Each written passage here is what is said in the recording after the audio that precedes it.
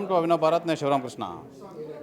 కలియుగ దైవం వెంకటేశ్వర స్వామి లడ్డూ విషయంలో రాజకీయం చేస్తున్నారు. ఈ నేపథ్యంలో ఈ సాధు పరిషత్ అయితే ఆందోళన వ్యక్తం చేస్తున్నారు. వీళ్ళు మొత్తం అంతా ఈరోజు రౌండ్ టేబుల్ కాన్ఫరెన్స్ పెట్టుకొని దీని మీద తుది నిర్ణయం అయితే తీసుకున్నారు. అయితే మనతో పాటు కొంతమంది సాధువులు అయితే ఉన్నారు. వాళ్ళు ఏం చెప్తారో ఏంటని చెప్పి వాళ్ళ మాటలను తెలుసుకునే ప్రయత్నం చేద్దాం రండి. జై శ్రీమన్నారాయణ. నా పేరు శ్రీమన్నారాయణ. నేను జిల్లా ధర్మ ప్రచారకగా గ్రామాలు తిరుగుతూ భగవంతుని యొక్క తత్వాన్ని ప్రజలకి తెలియపరచడమే నా జీవిత లక్ష్యంగా పెట్టుకున్నటువంటి తరుణంలో ఈరోజు ఎందరో భక్తులకి ఆలవాలమై అందరి యొక్క కోరికలు తీర్చే కోజండ వెంకటేశ్వర స్వామిగా వెలిగినటువంటి ఆ తిరుమల వెంకటేశ్వర స్వామి యొక్క లడ్డూ ప్రసాదము ఈరోజు కల్తీ అనేసరికి ఇటు భక్తుల హృదయాల్లోని సాధుల హృదయాల్లోని చాలా తీవ్రత మనస్తాపము గురైంది. అయితే ఇది ఇప్పటి నుంచే కాదు, కొన్ని కోట్ల సంవత్సరాల నుంచి కూడా మన హిందువులపై జరుగుతున్నటువంటి దాడు.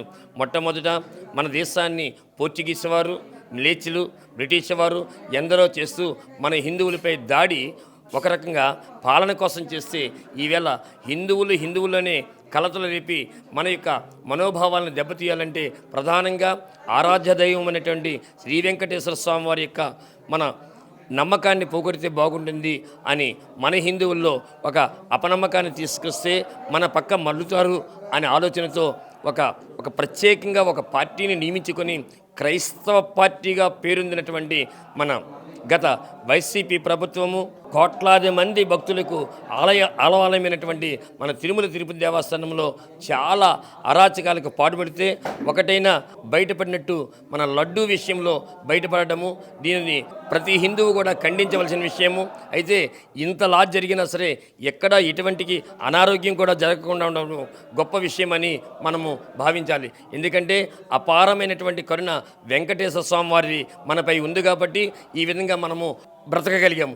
తరువాత ఒకటే కాదు, అన్ని రకాలుగా ఒకటి మన ఉత్తరాదిలో చూసుకుంటే మన శ్రీకాకుళం దగ్గర ఉన్నటువంటి రామతీర్థాల్లో ఒక దైవం మీద నమ్మకం పోగొట్టాలని ఎన్నో సంవత్సరాలుగా ఉన్నటువంటి అక్కడ ఉన్నటువంటి రామతీర్థాల్లో రాముల వారి విగ్రహాలని వారు ఛేదించడం ఒక విధంగా, అలాగే అంతర్వేదిలో ఉన్నటువంటి మన సంవత్సరాల తరబడి గొప్ప వైభవాన్ని పొందుతున్నటువంటి మన యొక్క దివ్యమైన రథాన్ని అగ్నికి గురి చేయడము, ఇవన్నీ కూడా ఒక ప్రణాళిక ప్రకారము మన హిందువుల యొక్క మనోభావాలను దెబ్బతీస్తూ మీ హిందూ దేవుళ్ళు బలహీనమైన వాళ్ళు, నా దేవుడే గొప్పవాడు అని చెప్పేందుకే ఒక గొప్ప కుట్రతో చేస్తున్నటువంటి పనిని మేమందరం భావిస్తున్నాము. కాబట్టి ఇది ప్రజలు కూడా తెలుసుకొని రానున్న రోజుల్లో మన ప్రభుత్వాలు మనకి హిందుత్వాన్ని కాపాడే విధంగా ఉండాలి. ఎందుకంటే ఋషి సాంప్రదాయంతో సనాతనమైన సాంప్రదాయాన్ని కాపాడుకుంటూ ఉన్నటువంటి దేశం ఏదైనా ఉందంటే అది మన భారతదేశము.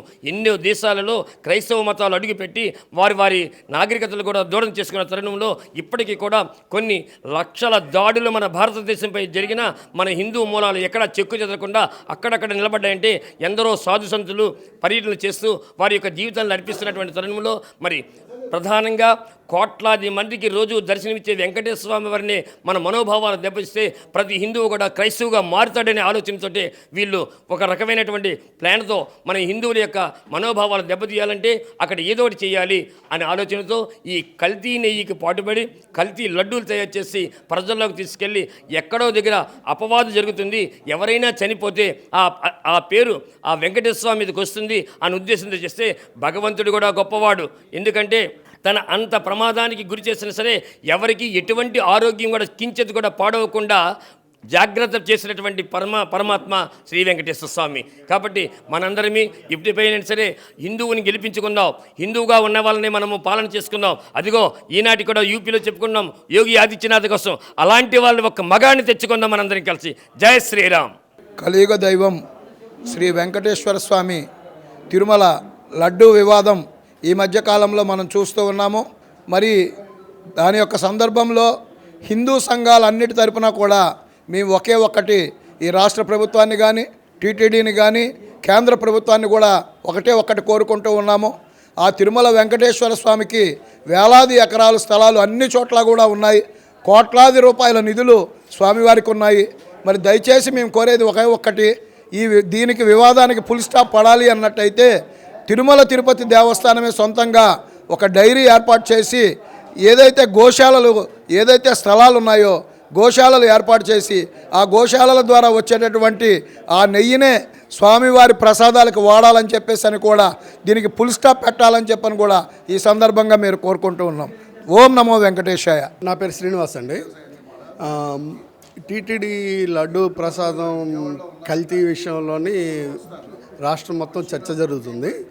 ఈ కల్తీ అయితే ముమ్మాటికి జరిగింది. కల్తీ అనే కన్నాను లడ్డూలో నెయ్యే లేదు అనుకోవాలి. కెమికల్ ఆయిల్స్ కలిపి లడ్డూని తయారు చేశారు. తిరుమల వెంకటేశ్వర స్వామికి అపచారం జరిగింది.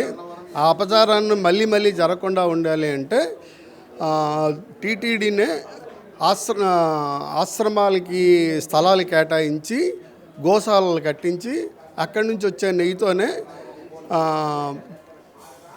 లాడ్డూల్లోని ఆ నెయ్యిని వాడాలని మేము హిందూ సంఘాల తరఫున కోరుకుంటున్నాం. జై శ్రీరామ్. లడ్డు గురించి రాజకీయం చేస్తున్నారంటే కల్తీ జరిగింది మాత్రం వాస్తవమే కదా, ప్రపంచానికి అందరికి తెలుసు కదా.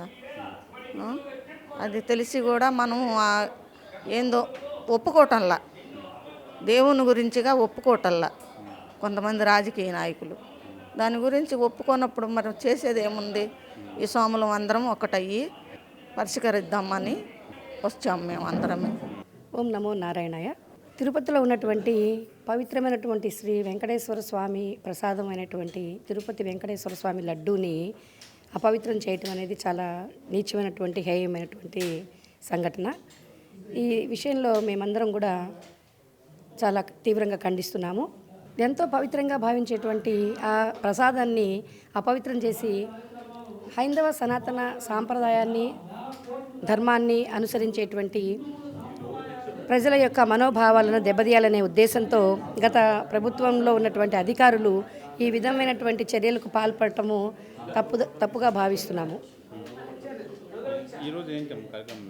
ఈరోజు ఆ తిరుపతి లడ్డూని అపవిత్రం చేసినటువంటి వారిని శిక్షించాలని, వారు చేసినటువంటి తప్పు వారు తెలుసుకొని ప్రాయశ్చిత్తం చేసుకుని స్వామివారికి పట్ల కలంకం ఆపాదించినందుకు వారు చేసిన తప్పు వారు తెలుసుకుని ప్రాయశ్చిత్తం కోరుకోవాలని మేము డిమాండ్ చేస్తున్నాము. ఒకప్పుడు భారతదేశం పరమ పవిత్రమైన భగవంతుడు అవతరించిన స్థలముగా పేరొందింది. భారత భూమిలో ఋషులు, మునులు, దేవమానవులు జన్మించిన ఈ భారత గడ్డను ఏ ఒక్కరూ కూడా అపవిత్రం చేయలేరు. ఎంతోమంది ముస్లింలు, ఎంతోమంది దాయాదులు, ఎంతోమంది ఈ దేశ గడ్డ మీద వచ్చి ఎన్నో దాడులు, ఎన్నో ఆ భగవంతుడిని, మా భగవంతుడే గొప్పవాడని ఎన్నో ఇబ్బందులకు గురి చేశారు ఈ భారత ప్రజల్ని. అలాంటి భారత భూమి సర్వశక్తివంతంగా ఇప్పుడు అప్పుడు నిరంతరం కూడా వెలుగుతూనే ఉంది. అలాంటి దాని మీద ఏ ఒక్కరు కూడా రాజకీయ ముసుగుల్లో రాబందుల్లా పట్టుకొని పీడిస్తున్నారు. అంటే దేవాలయాల్లో అపవిత్రం చేస్తున్నారు, గుడులను కూలుస్తున్నారు, వాళ్ళ తాలూకా రాజకీయ కుల శిక్ష పెడుతున్నారు, కులాలను రెచ్చగొడుతున్నారు. అలాంటి మతోన్మాదాలు, మారణ హోమాలు చేస్తున్నారు. ఎందుకంటే ఇవన్నీ కూడా అవతల వాళ్ళు భూస్థాపితం అయిపోవడానికి వీళ్ళందరూ కూడా కుట్రలు పన్నుతున్నారు తప్ప భారత గడ్డను కానీ, భారత ప్రజలను కానీ, భారత యొక్క సాధు సంతువులు ఈ భూమికి పవిత్రతా శక్తితో కాపాడినంత కాలం ఏ ఒక్కరూ కూడా ఈ భారత గడ్డపై కాలు మోపలేరు. ఎవ్వరూ కూడా భారతదేశాన్ని నాశించి భారత జగద్గురువుగా మరలా ప్రకటితమవుతుంది. నరేంద్ర మోదీ నాయకత్వంలో ఆల్రెడీ భారత్ జగద్గురు అవబోతుంది. కారణం ఏంటంటే ఆయన పవిత్రవంతుడు, బ్రహ్మచారి. అలాంటి నరేంద్ర మోదీ ఈ సాధు సంతువులకు న్యాయకత్వంగా ఉన్నంతసేపు ఈ సాధు సంతువుల వైపు ఈ నరేంద్ర మోదీ మనలో మన యొక్క శక్తిని, మన యొక్క నేతృత్వాన్ని, మన యొక్క సాధు సంతువుల యొక్క ఐక్యతను మనం కాపాడుకోవాలి. ఇలాంటి తరుణంలో ఎన్నో కార్యక్రమాలు మనం సాధించవచ్చు. భారత భూమి యొక్క ప్రత్యేకతను, భారత భూమి యొక్క పవిత్రతను, వేదాలను మళ్ళీ రక్షించుకోవాలి. ఆధ్యాత్మిక శక్తితో ప్రతి ఒక్కరూ ఉండగలగాలి. అలాంటప్పుడే ఏ ఒక్క రాక్షసుడు వచ్చినా, ఏ ఒక్క అసురుడు వచ్చినా శ్మేష కాక తప్పదు. అని హెచ్చరిస్తున్నాం. భారత భూమిలో ఉన్న సాధు సంతులతో ఎవరూ పెట్టుకుంటే సర్వనాశనమైపోతారు. దాడులు చేస్తే సర్వనాశనమైపోతారు. దాడులు ఆపండి. సాధు సంతులతో పెట్టుకోకండి.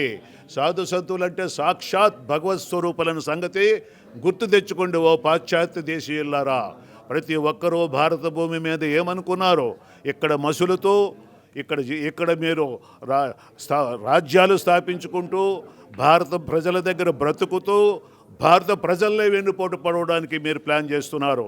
అది చాలా చాలా చాలా చాలా క్షమించరాని నేరము. అలాంటి నేరాలు చేశారో తప్పనిసరిగా భూస్థాపితం కాక తప్పదని ఈ సాధు సంఘాల యొక్క ఐక్యత హెచ్చరిస్తున్నాం. శివోహం శివోహం. నమో వెంకటేశాయ. తిరుమల తిరుపతి దేవస్థానం తాలూకా పరమ పవిత్రమైనటువంటి స్వామివారి లడ్డు కల్తీ విషయం కోట్లాది మంది హిందువులని వెంకటేశ్వర భక్తుల్ని హృదయాలు పగులుతూ ఉన్నవి, కలిచివేస్తూ ఉన్నది. కాబట్టి ఈ ఘోర అపచారం ఏదైతే గత ప్రభుత్వంలో జరిగినది అని ఒక సిట్ రిపోర్ట్ కూడా ఇచ్చింది.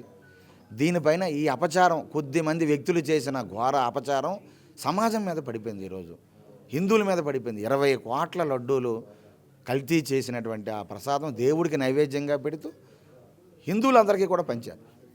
చివరికి అయోధ్య కూడా పంపిణీ చేయడం జరిగింది.